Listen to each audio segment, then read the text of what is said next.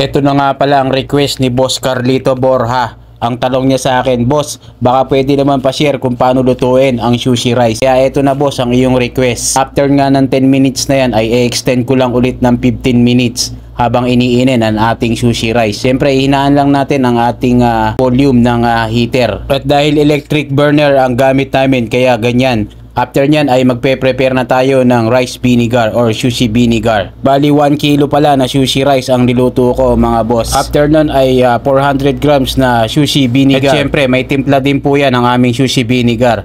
At kaya po kulay brown yan dahil ganito po yung aming product na dumating or sa supplier. At after nga ng 15 minutes ng ating cooking time ay well done na po ang ating sushi rice. At pwede na natin isalin yan sa stainless food pan. At siguradong marami naman mambabas sa akin dito dahil bakit hindi ako gumamit ng hanggiri. At shoutout ko lang tong ating mga kumpare na si Pare Joseph Bahilyo, si Paring Dexter at si Paring Luther. I love you all mga pare, mga chup chup.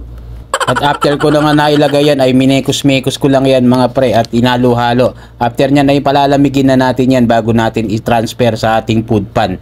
At sana nasagot ko ang iyong katanungan, Boss Carlito Borja. Yun lang, salamat. See you my next vlog and God bless.